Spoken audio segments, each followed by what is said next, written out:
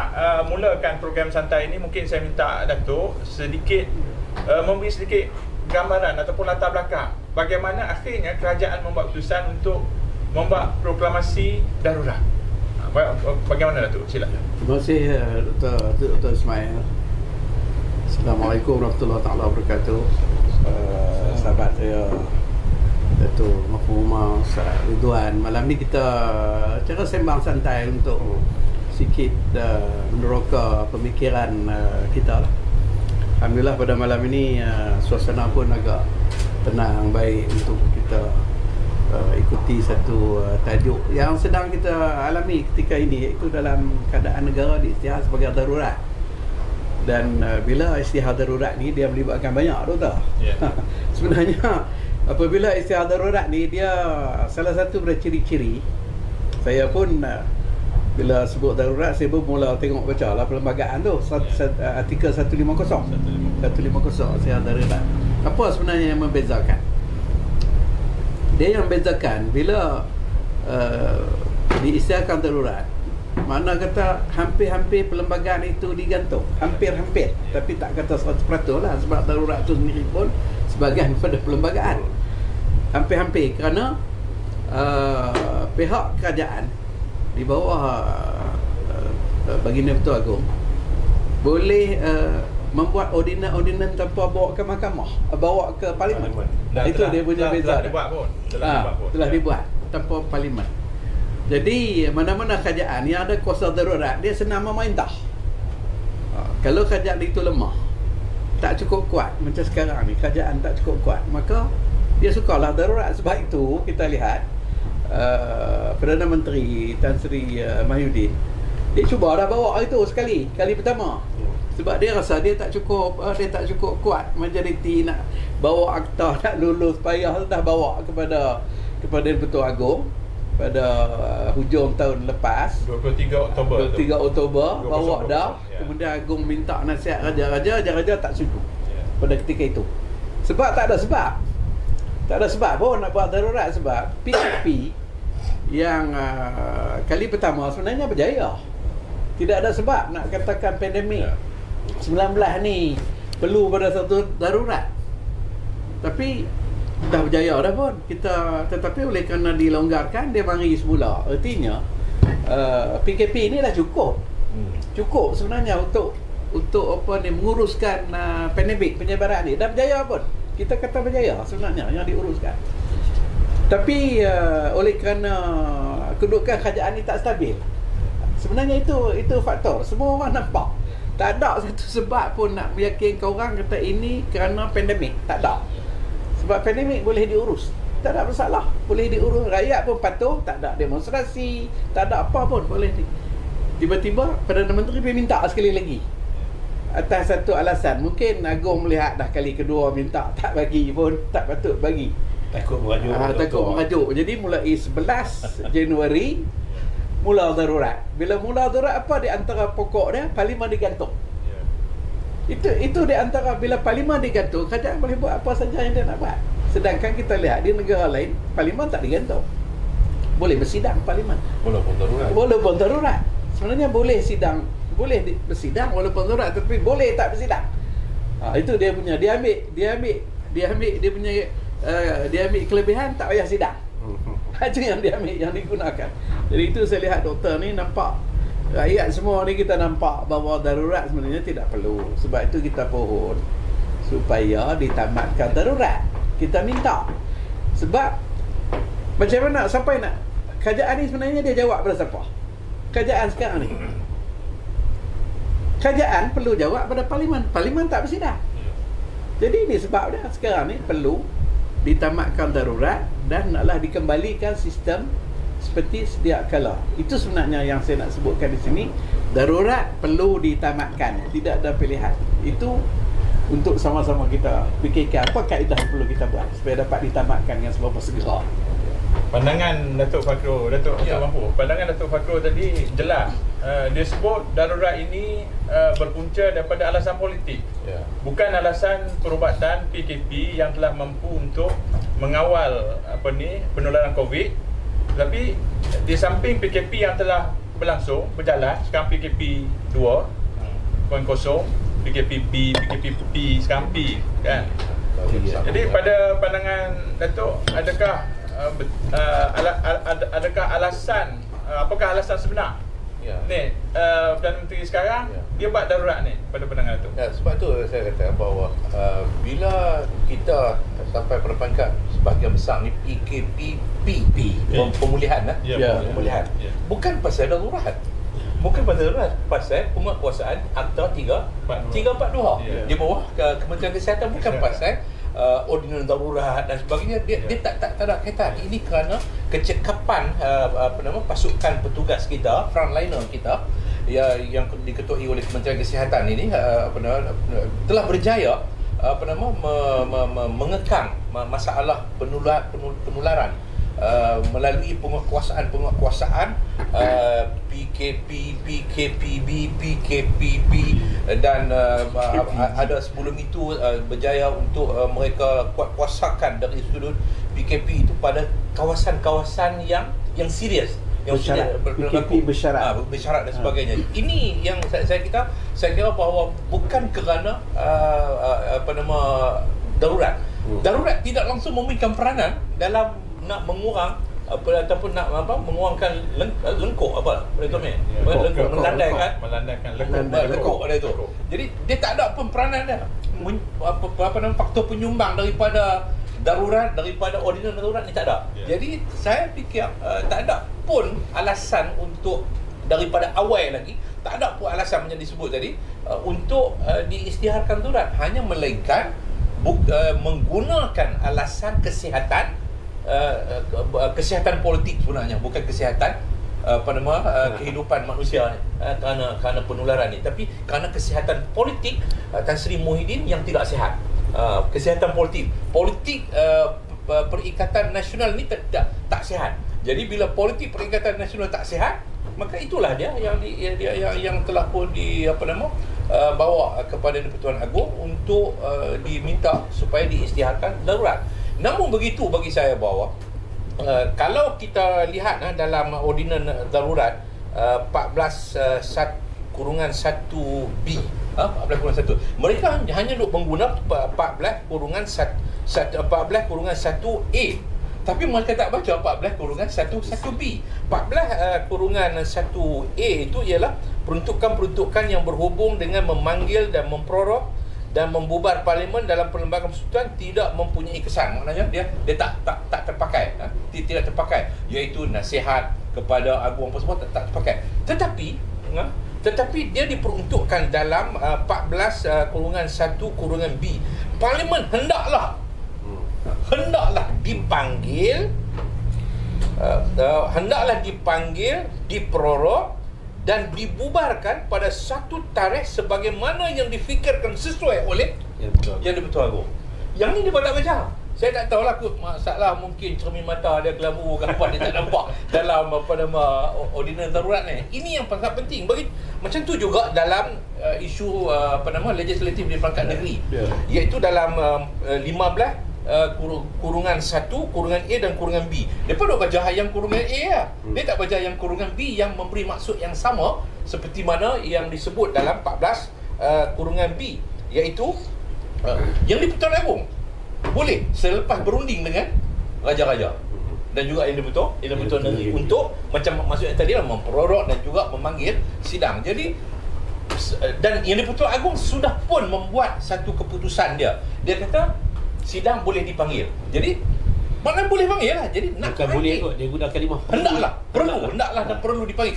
Kalau dalam ni bila disebut hendaklah dipanggil, bila yang di-Pertuan Agong sebut bolehkah, perlukah, dia kena kembali kepada hendak tu. Hendaklah dipanggil. Kehendak tu adalah kehendak yang Di-Pertuan Agong. Yang Di-Pertuan Agong. Jadi bagi saya yang nak panggil tu, inilah agak ada perbezaan pendapat dan pandangan. Ada orang kata yang Di-Pertuan Agong terus boleh panggil, tapi proses-proses dia tu itu yang memerlukan penelitian. Dan bagi saya bahawa akhirnya kemanapun Parlimen lah juga yang kena buat surat tu. Takkanlah Yang di-Pertuan Agong nak buat surat hantar pergi. Parlimen juga yang kena buat surat. Jadi Parlimen ni oleh kerana speaker masih bergantung kepada Perdana Menteri sebagai orang panggil ketua majlis. Ketua majlis. Itu masalah dia. Jadi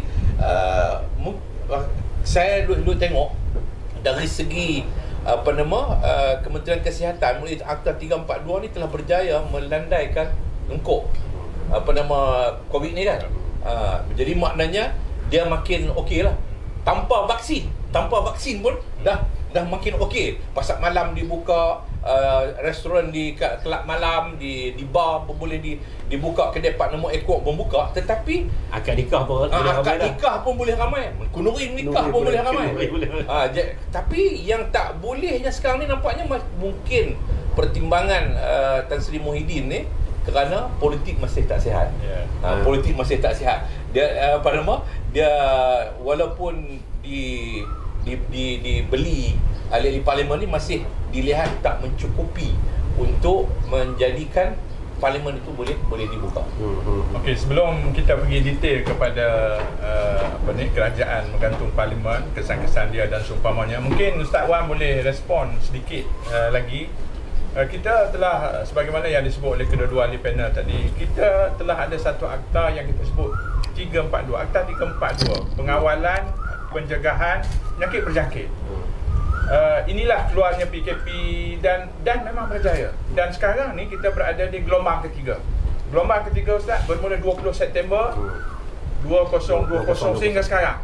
Dan landai lekuk dia naik sampai 5,000 dan sekarang telah turun 3,000, 4,000, 2,000 dan pernah turun sampai 1,400. Ya, dan sekarang akan turun. Maknanya lekuk dia telah berjaya dikawal oleh di antaranya peranan PKP tadi. Dan sekarang telah dilonggar pun. Dan tadi Ustaz sebut dah kenduri dah boleh, main bola pun dah boleh, tapi parlimen tak boleh. Jadi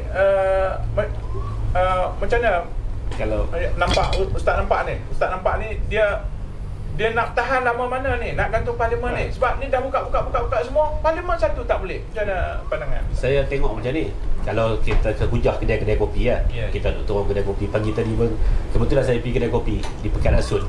Waktu tu dalam TV ada siaran langsung program kementerian dalam sekitar Kementerian Nasarah yang dihadiri oleh semua menteri-menteri besar. Masuk menteri besar Kedah Ramah buat di Kota Kinabalu.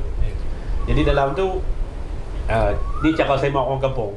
Orang kampung kata sebenarnya apa lagi yang menghalang daripada darurat ini diangkat. Dalam keadaan sebab dia kata sebab kesihatan tu adalah ini adalah darurat kesihatan, dan sebab-sebab yang menyebabkan PKP itu dilaksanakan satu ketika dahulu pun ataupun yang diisytiharkan sampai 18 bulan tu, itu pun nampaknya macam sudah kembali kepada keadaan yang stabil. Menteri-menteri besar daripada 13 buah negeri semua pekat pergi ke Kota Kinabalu hari ni pagi tadi dalam program Kementerian Nasarah. Apa Kementerian Nasarah tu, Kementerian apa lah, mereka menyertai lawatan Perdana Menteri ke Kota Kinabalu. Jadi mereka semua duduk dalam negara.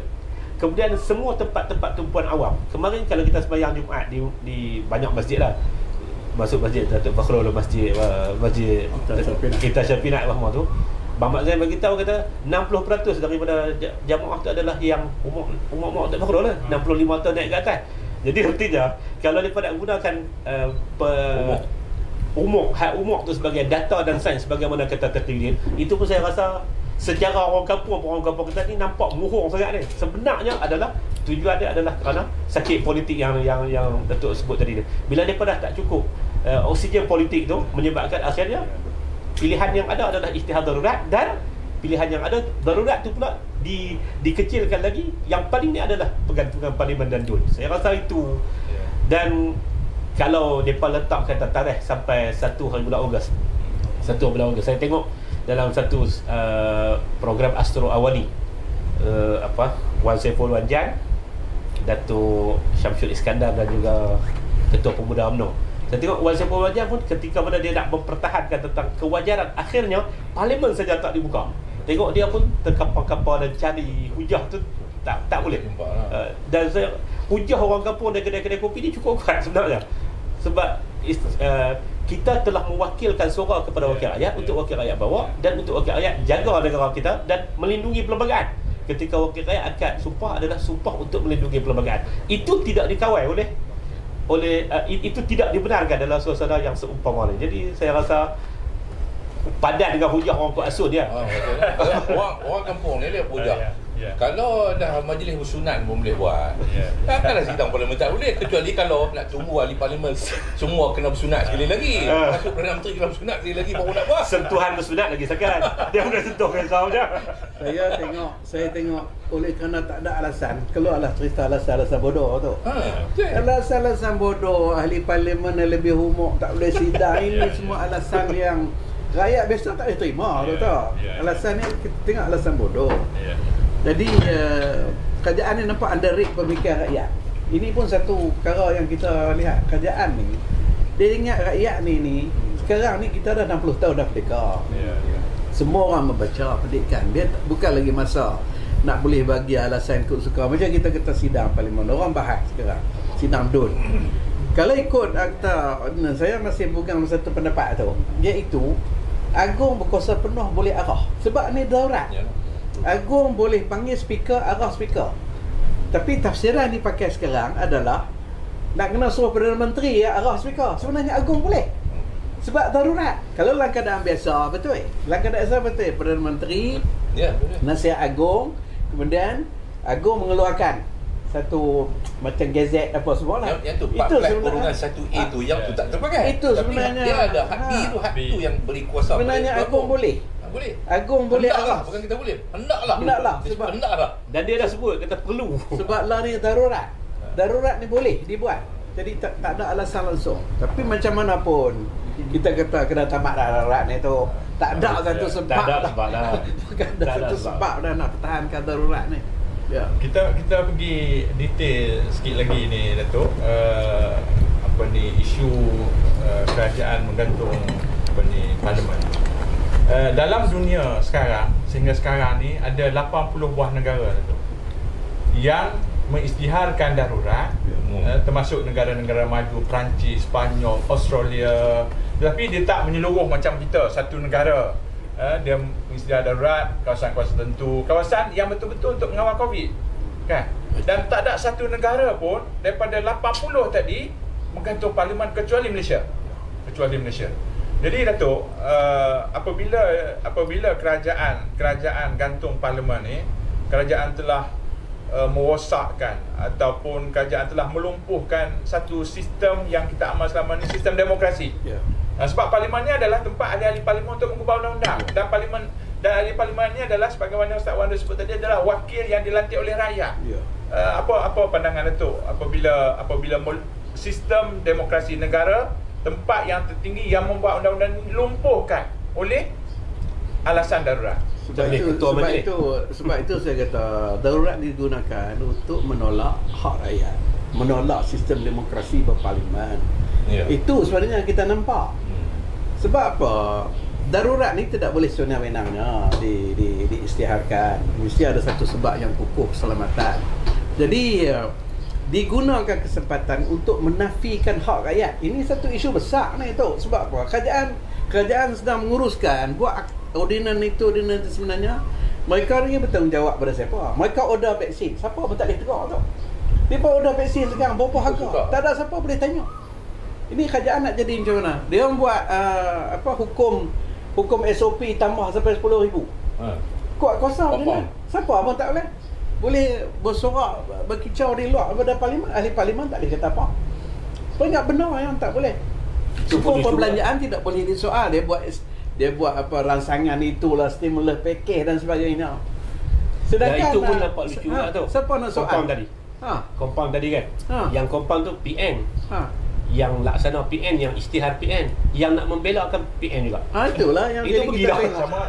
Sama-sama dia. Bila rakyat komplain, dia kata tak, 10,000 masih boleh dilonggarkan, dikurangkan. Jadi akhirnya mereka sebenarnya tak bersedia. Mereka tak bersedia bila mereka buat. Jadi saya nampak kerajaan sebenarnya jadi kalang kabut kerana tidak ada check and balance daripada ahli parlimen. Di DUN juga. Di DUN ni masalah kita di Kedah ni. Apa masalah yang tak ada di Kedah ni? Kita hadapi masalah serius. Selayaklah serius. Tindakan-tindakan yang dibuat terhadap rakyat baru ni, Datuk P Bukit Pinang ke mana ke roboh sana roboh sini, tak ada siapa nak boleh tanya soal. Kerajaan boleh buat. Sebab itu saya nampak darurat ni sebenarnya dia melumpuhkan suara rakyat tu. Suara rakyat sudah tidak ada pada ketika ni. Sudah jadi apa? Autokrasi. Permintaan autokrasi sekarang ni. Itu masalah yang saya rasa sangat bahaya dalam negara tu. Akhirnya nanti bila pulih nanti, mungkin duit kita tak ada lagi, semua habis, benda ni dah rosak, dah apa semuanya. Jadi pada ketika itu apa kita boleh buat? Sama sikit Datuk. Ni hak lumpuh demokrasi ni, melumpuhkan kuasa rakyat.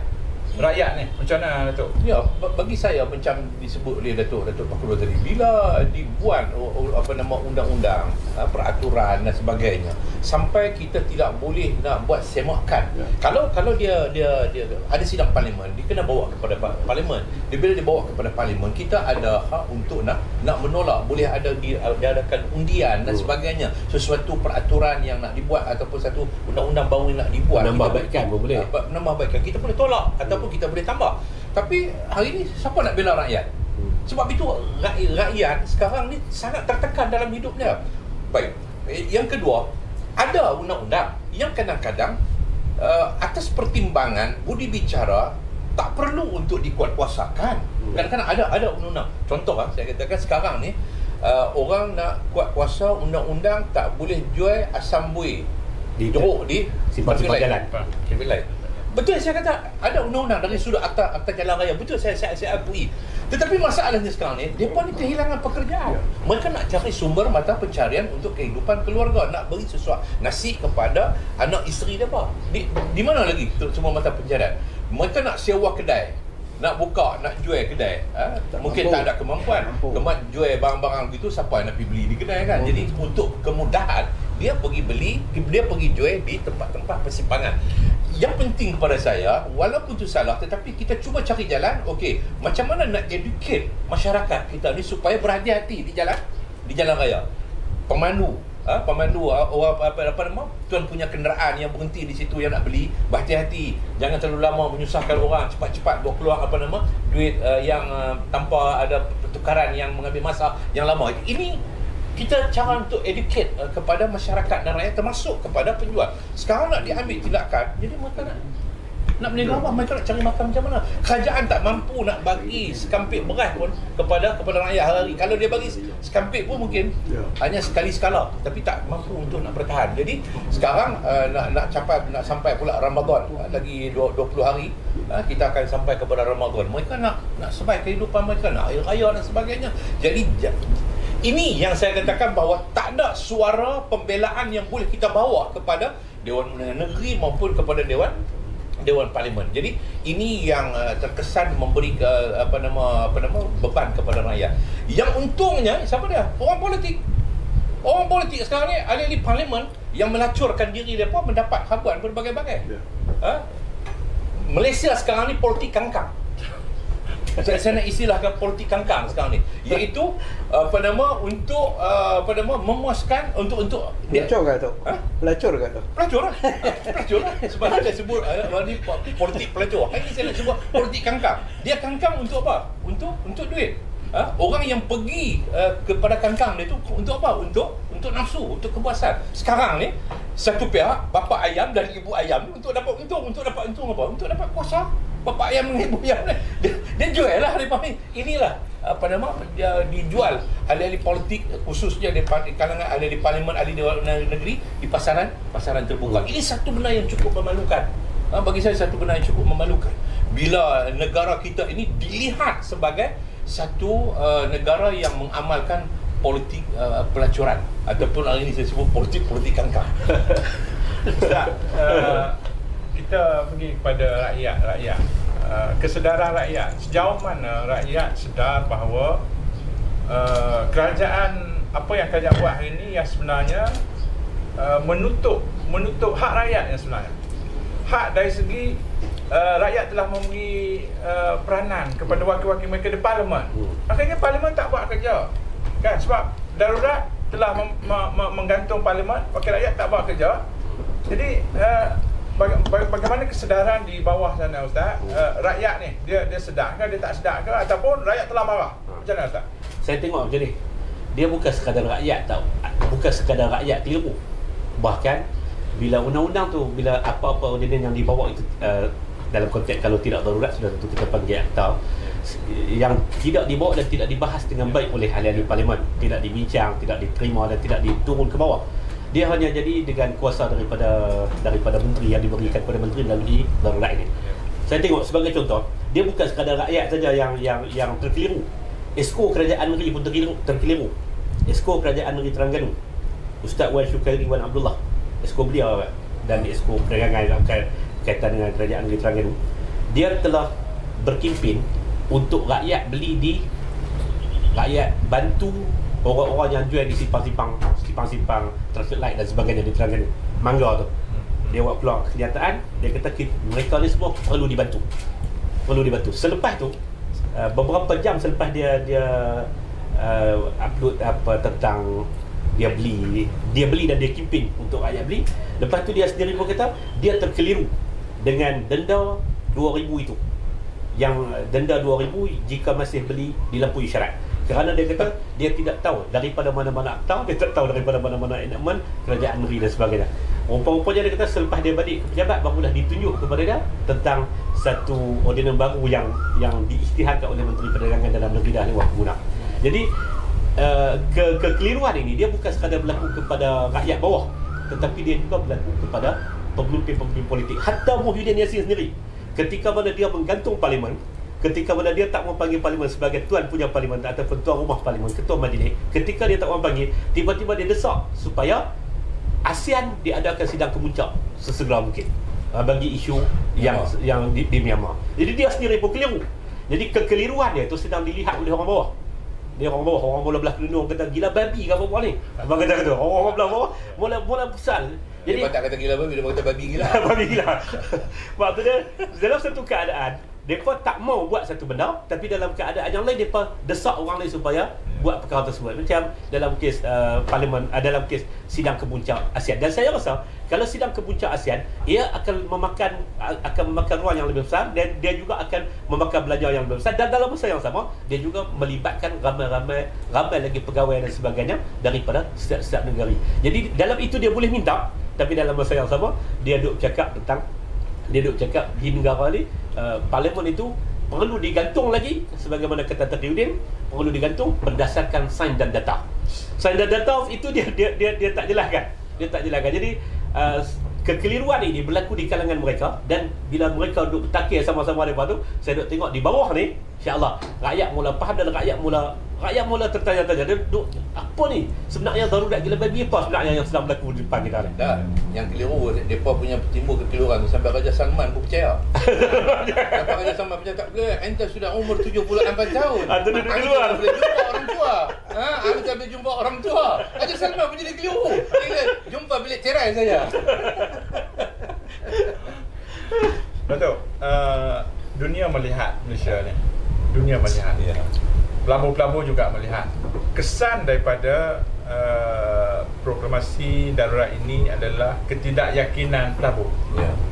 Jadi kalau kita melihat data-data, ini data sungguh Ustaz Wan, bukan data macam taki tu. Data-data menunjukkan bahawa dari segi pelaburan kita telah berkurang sebanyak FDI 68%. Bukan 68 bilion masuk Kedah kan? Ke sama 68. 60% Jadi kurang. maknanya siapa yang nak main ni? Negara yang di isytihar darurat, siapa nak masuk, siapa nak menabur, siapa nak berniaga? Keyakinan orang luar terhadap negara kita habis, Datuk. Jadi macam mana Datuk melihat ni pelabur-pelabur ni selepas ni macam mana? Ya, saya lihat bahawa pelabur tidak datang bukan kerana COVID. Bukan kerana COVID. Kalau dia tak datang kerana COVID, sudah tentu yang sudah ada di Malaysia tidak lari ke Indonesia. Sebab di Indonesia pun ada COVID. Di mana-mana pun ada COVID.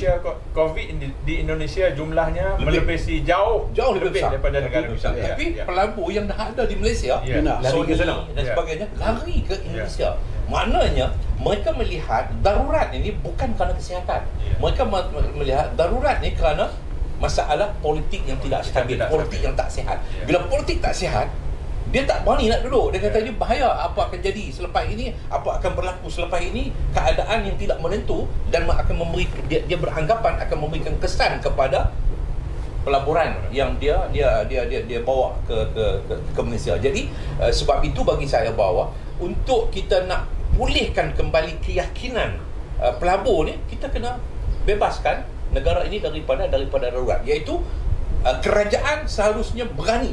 Perikatan Nasional dia mesti ada keberanian untuk nak tunjuk bahawa politik dia stabil, politik dia sihat, politik dia tak sakit, iaitu politik dia sihat. Dia kena tunjuklah kepada pelabur, atau dia kena bersedia untuk berhadapan dengan suasana ataupun nak mengadakan pilihan raya dan sebagainya. Itu saja jalan penyelesaian yang tak boleh kita tunggu lebih lama. Jadi kita tidak boleh biar keadaan negara kita ini dilihat dengan pandangan yang terlalu buruk lah. Kalau dulu orang pelancong suka pergi ke Thailand, antaranya kerana industri pelacuran. Industri pelacuran lah, sebab dia lihat bahawa di sana penyediaan khidmat seks yang sangat baik dan sebagainya, macam-macam lah. Tapi kita ni pelancong ni tak mari, walaupun ada pelacuran, tapi kerana pelacuran politik.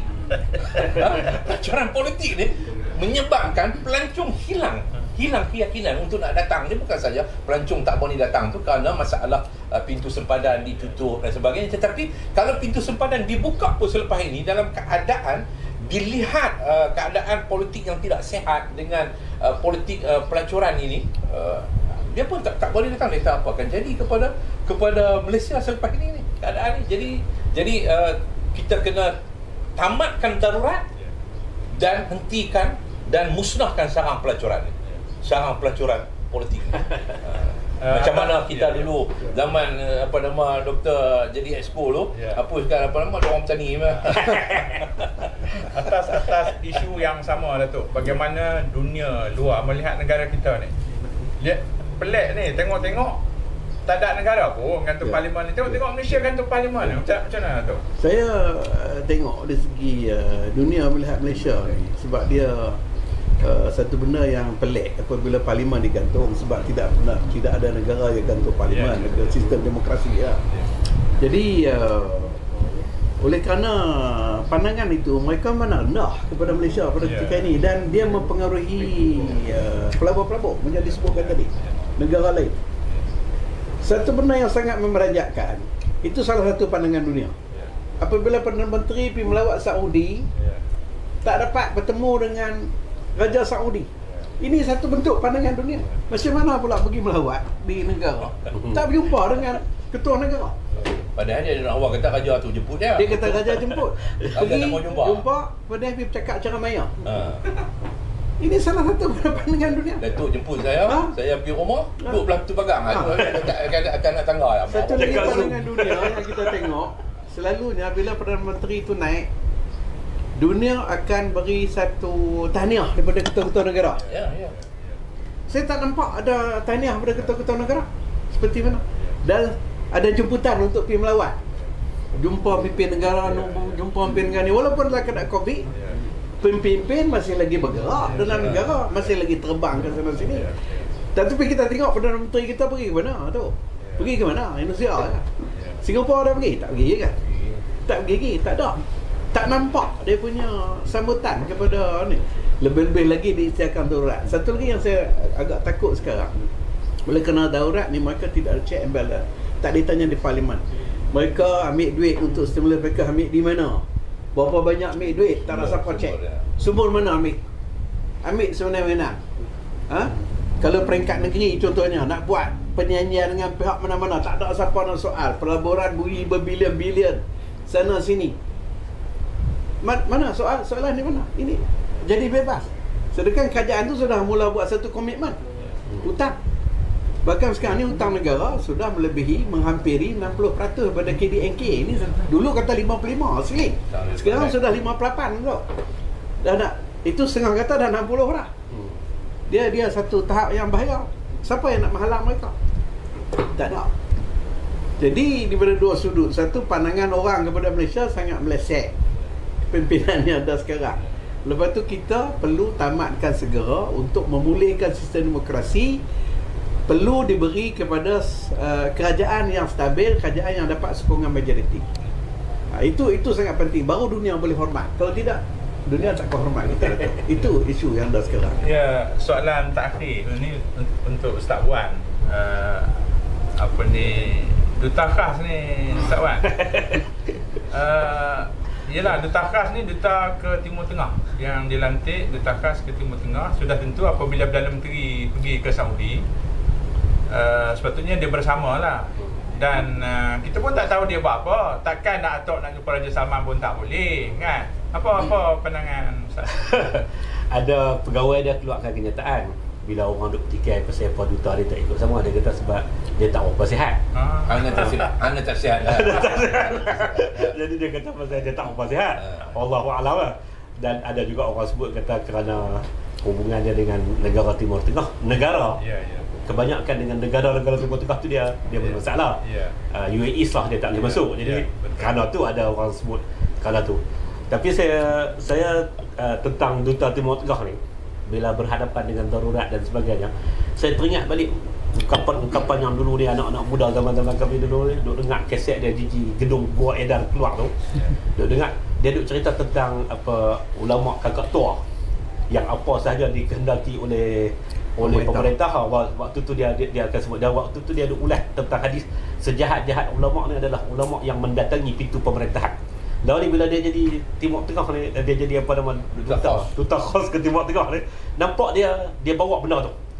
Sebut dah data apa pun darurat, dia buat keluar hukum. Darurat ni ada.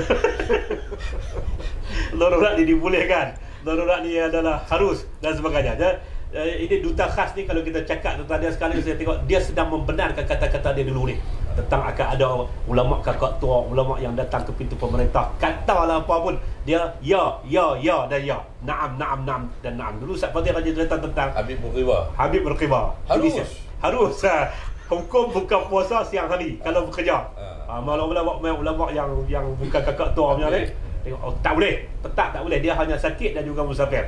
Mai pula ulama yang jadi yang duta Timur Tengah kita tu dulu ni kakak tua tu mai buka kitab harus.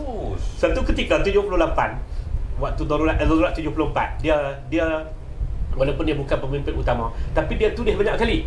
Ini di antara pengkhianatan yang dilakukan di dalam kempen pilihan raya di Teluk Intan. Dia kata DAP ni bagus untuk dipilih kerana DAP lah yang mempertahankan PAS ketika benda darurat diisytiharkan di Kelantan dan sebagainya. Law ni dia tulis pula itu kalau yang begitu panjang, dia menyebut kata darurat dia adalah satu perkara yang perlu buat kerana ad-darurah tubihul mahzurat. Benda yang sama ya, dia ulang benda yang sama ya. Jadi saya tengok kalau nak ulas tentang Timur Tengah punya ni, dia menjadi borong kakak tua dan dia sedang membalikkan image yang tidak elok kepada diri dia dan juga kepada Tan Sri Muhyiddin Yassin. Dan saya rasa Tan Sri Muhyiddin Yassin kalau dia nak agak panjang sikit lah dalam usia hayat politik dia tak boleh minta nasihat daripada Timur Tengah ni. Dia bagi nasihat lingkupnya. Pasal diri dia pun dengan nasihat dia dilingkupkan. Wallahu a'lam. Okey, sebenarnya dia memalukan PAS. Dia memalukan PAS, image kepimpinan ulama yang ada dalam PAS ni. Maknanya macam mana seorang ulama boleh macam tu. Hang dulu hang sebut kata lompat parti ni umpama monyet. Politik monyet. Hari ini dia pula kata kami ambil peluang daripada manfaat daripada politik lompat. Maknanya dia tolong sambut monyet ni. Dia kawan dengan monyet. Maknanya dia bergumul dengan monyet kan. Jadi ini bagi saya memalukan institusi ulama yang tinggi dalam PAS ni. Dia campur pula dengan Menteri Agama tu pula macam tak tahu nak bagi keutamaan yang mana. Mungkin pasal darurat nikah. Dia tak tahu nak buat kerja apa. Jadi dia pitah ni, dia pergi khutbah nikah. Kalau kita sebelum dia adalah boleh masuk dalam parlimen jawab soalan juga walaupun tak tentang RUU 355 kan. Tapi kacau. Okey, kita telah 1 jam sama-sama berdiskusi sembang santai di atas tajuk tamat darurat. Jadi saya kira hasil daripada perbincangan kita tadi telah memberi faham bahawa sepatutnya darurat ini tidak diisytiharkan. Sepatutnya bermula di situ. Tetapi apabila kerajaan telah memulakan darurat, kita ingin supaya kerajaan mengambil tanggungjawab dan tamat darurat segera. Jadi kita akhiri, sebelum itu saya sekali lagi mengambil kesempatan ini untuk mengucapkan terima kasihlah kepada Teratak Cubani yang sudi menyediakan tempat beliau untuk kita bersantai live FB pada malam ni, sekali dengan kuih di depan ni dan nasi. Saya steamboat. Beliau juga ada steamboat di seberang jalan sana. Jadi kita harap juga penonton di luar sana kalau datang Kalau Start ni jangan lupa untuk makan steamboat di Chubani Steamboat. Belakang RTM. Belakang RTM Malestar. Jadi untuk menutup ni, mai kita sama-sama genggam tangan, kita sebut 3 kali. Lepas tu kita sebut tamat darurat. Tamat darurat. Tamat darurat. Tamat darurat. Tamat darurat. Tamat darurat. Sekian, Assalamualaikum warahmatullahi wabarakatuh, dan saya ucapkan terima kasih kepada semua panel-panel yang telah memberi pandangan yang sangat bernas kepada program kita. Sekian, wabillahi taufiq wal hidayah. Assalamualaikum warahmatullahi wabarakatuh.